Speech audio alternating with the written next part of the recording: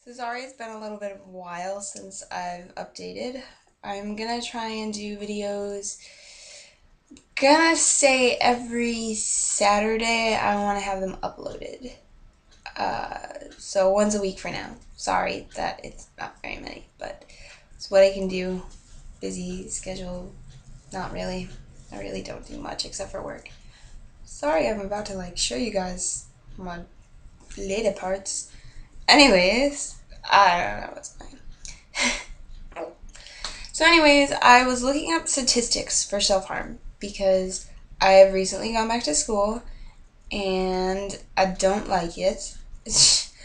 um, a lot of drama and stuff, but one of my teachers noticed my scars and he didn't say anything, but he did stare, which I'm used to. I'm used to people staring because at work, people stare all the time when I hand them back their change because I have it on my wrists and well, I have it on my thighs and they're really bad there, but they're not looking at my thighs at work because they can't see them. But anyways, um, so he saw my scars and he commented on my bracelets that I was wearing. I was wearing. I don't have it with me. I was wearing these doohickeys bracelets. That's what they're called. Usually, I wear bracelets all the way up my arm. Usually, they're string like this. But I recently went out and I bought these, and I thought they were cute. So, I don't know. They are little skulls with this one has roses with them, and this one's just white skulls. And I don't know, they're plasticky. And then this one's one of my string ones. I don't know why it has an R. I have one of these in white, and it's got an I. So, IRRI, I don't know. Maybe that's going to be the initials of the guy I marry someday. I don't know. Fortune, future. Anyways, so I was wearing bracelets all up my arm because I was wearing short sleeves and I was super self-conscious. And I had left my sweatshirt at home on accident and I could not run and get it. And that is not something I usually make the mistake of. But, so he saw my scars. And I was like, oh, because he basically knows, I'm really depressed anyways. I mean, all my teachers do because I kind of disappeared for 3.5 months. But I decided I would go home and look up statistics to see how many people actually do self-harm because I know of 4 people that self-harm that are close friends with me. And if I know 4 people who self-harm and I don't talk to people and I don't know people, I wonder how many people actually do self-harm. And I figured the number would be kind of a bigger number or a small, like a kind of number. So I looked it up. And in America, it is about, sorry, I'm doing America, that's just where I'm from. It's about 2 to 3 million people self harm or participate in self harm behaviors, which can include eating disorders and, what's it called?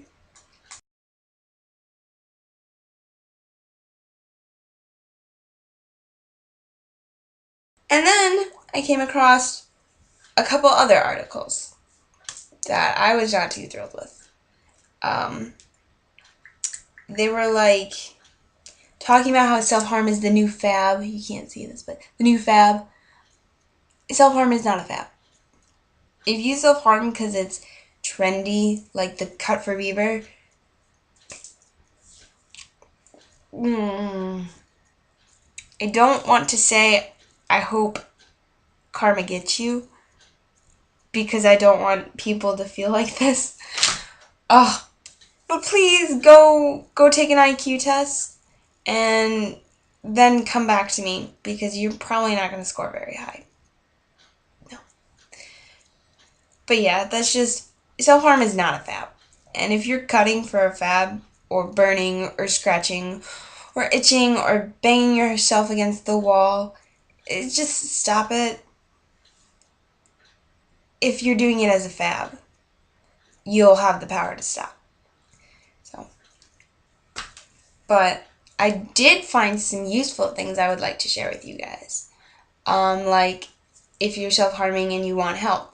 Because I know not everybody's going to want help. So I found an article, and it gave me some reactions that if your parents do, like parents, if you watch this, if you have a child or anything and you see that they're cutting or anything like that, try not to react this way. Because recently I had a friend and his parents found out he self-harmed and they reacted to all of the below, and it was really, really sad. But anyways, number 1, don't do. Do not react angry with your child. Don't.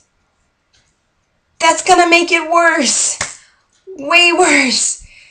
If you're angry with your kid, that's gonna trigger them, and they're gonna be like, I'm a failure. Don't get angry with them. Instead of getting angry at them or at yourself, don't get angry at yourself, because it's not your fault, and it's not your kid's fault. Instead of getting angry at them, why don't you, I don't know, sit them down and talk to them? And if they don't want to talk, why don't you, I don't know, go talk to like some counselor and see what you can do to help them? Because odds are you're probably going to want to have your child get help. And if that means having them go see a counselor or just talk to somebody, whether it be you or just somebody close like a friend, you should talk to them first, because your kid is not probably going to want to be like, bleh, and just tell everybody everything. So, don't get angry. Another thing, do not hide knives or blades or cigarettes or lighters or whatever these things are called, tweezers, or whatever the hay you think they might use to self-harm. Because whatever you do to hide, they're going to figure out a way to do it. It's an addiction. Much like somebody who does cocaine, they're going to figure out how to do it. They're going to go, cocaine person will go snowing weather and go risk their life to go get coke. Okay? A self-harmer will do basically stupid crap too. It's an addiction. You do stupid things. So don't hide anything. They want to do whatever they want to do, they're going to do it. And the more restriction you put on them, they're going to do it. They will. And if you yourself are the self-harmer, whether you're a teen, pre-adolescent, an adult, anything, if you're a self-harmer, tell somebody. It doesn't have to be your parents or even your best friend. I know sometimes telling just the randomest person who you will never talk to again will be so much better and so much easier. I'm not saying go out and tell a complete stranger. I'm just saying, for me, the very first person I told is not even in my life anymore. I told her once, and we never spoke about it again, but it was just something better to have on my chest, and every time from then on out that I did think about it, she was on my mind because she did know, and if I wanted to talk, I could. So if you do self-harm in any way, tell somebody, or just figure out some way to express it. You don't have to tell somebody and be like, oh yes, I self-harm. See that? See that? See that? See that? See that? See that? See that? See that? That wasn't cat. Because if you do that, they're going to freak out. I don't care if it's your fun aunt who buys you a skateboard for your 7th birthday. I don't care. She's going to flip. I don't know. I made that up. But she will be angry. And not angry, but she'll be hurt. She'll be sad. She'll be confused. She won't know how to feel. So don't just blow it out.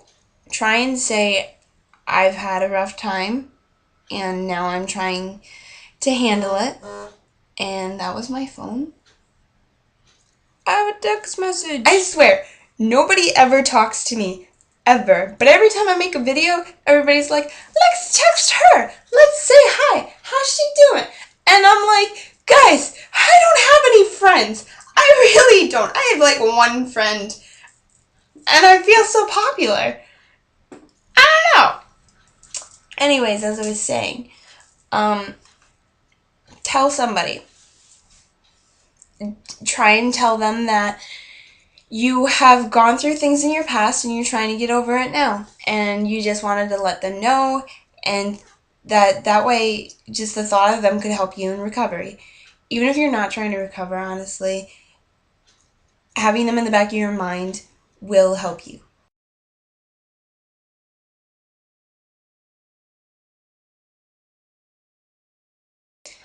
Telling somebody equals good, whether it be anybody.